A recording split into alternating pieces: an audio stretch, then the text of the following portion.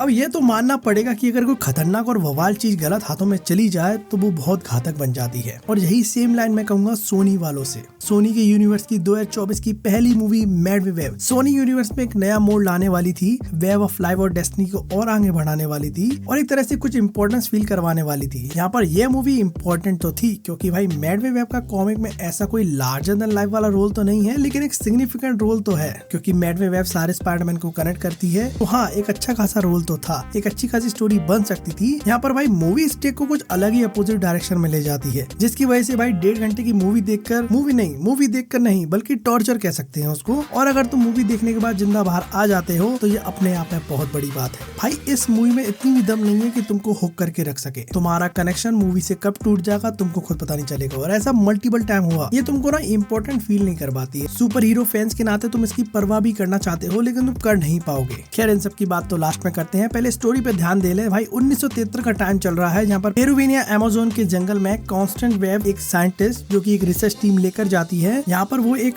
Unidentified Spiderman की species पे research कर रही थी जिस पर कुछ हीलिंग प्रॉपर्टीज हैं जिनको वो यूज कर सकती है आगे क्योर करने के लिए। और यहाँ पर यह महिला प्रेग्नेंट भी है। खैर इन्हीं की टीम में एजिकल नाम का बंदा भी था जो कि भाई स्पाइडर मिलने पर इनको बिट्रे कर देता है। यहाँ पर कॉन्स्टेंट वेब को गोली लगने पर वहाँ के इंडिजीनियस ग्रुप के लोग आ जाते हैं और वही लोग डिलीवरी करवाते हैं। लेकिन और यहाँ इसी बीच कॉन्स्टेंट वेब को स्पाइडर से कटवा देते हैं ताकि वो बच जाए, लेकिन अनफॉर्चुनेटली वो तो नहीं बच पाती है। लेकिन इसी बीच वो कसांड्रा को जन्म दे देती है और यहाँ से स्टोरी जाती है 30 साल बाद यानी कि 2003 में। यहाँ पर कसांड्रा वेब एज अ पैरामेडिक में काम करती है विद बेन पार्कर, वही जो हर यूनिवर्स में मर ही जाता है। खैर यहाँ पर कसांड्रा अपना काम कर रही थी तो एक दिन एक्सीडेंट के वक्त वो पानी में गिर जाती है। यहाँ उसको लाइफ में पहली बार नियर डेथ एक्सपीरियंस होता है जिसकी वजह से उसकी अनलॉक पावर जाग जाती है। यहाँ उसको फ्यूचर की ग्लिम्स दिखाई देती है। यहाँ पहले तो उसको लगता है कि ये सब वहम है, यहाँ कुछ ना कुछ तो लफड़ा है उसके साथ।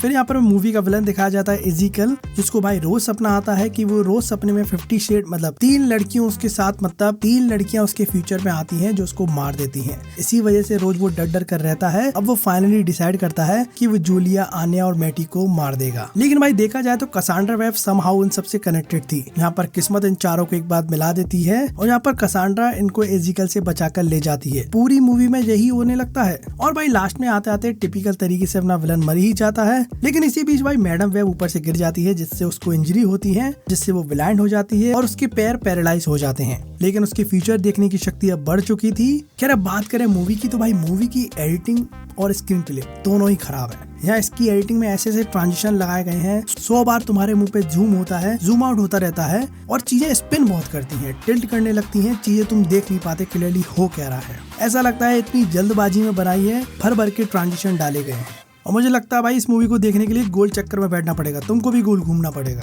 और भाई ये मूवी स्पाइडरमैन के यूनिवर्स की है और स्पाइडरमैन का हिंट नहीं देती है। हिंट देना चाहते हैं लेकिन दे नहीं पाते हैं। नामकरण के वक्त बोलना चाह रहे हैं पीटर लेकिन कोई बोल नहीं रहा है पीटर। अंकल वेन फिलहाल के बचा है, अच्छा लगा देखकर, लेकिन कितना बच लेगा वो। और भाई एक तरह से मूवी की कास्ट भी बहुत अनोखी है। डकोटा जॉनसन और सिडनी स्वीनी, मतलब क्या सोच के लिया तुमने। डकोटा की एक्टिंग तो ठीक ठाक थी, शुरुआत में थोड़ा ऐसा लग रहा था कि कुछ रूप दिखा रही है, लेकिन एंड होते होते बिल्कुल एवरेज हो जाती है, मीडियोकर माल समझ सकते। और भाई बात करें सिडनी स्वीनी की तो भाई टेबल पे नंगा नाच कौन करता है। मैं यहाँ कैरेक्टर से कनेक्ट होना चाह रहा हूँ, समझना चाह रहा हूँ, लेकिन वो ऐसी हरकत करते हैं कि तुम देखना भी नहीं चाहते उनकी तरफ। इनकी सेल्फ रिस्पेक्ट नहीं है क्या।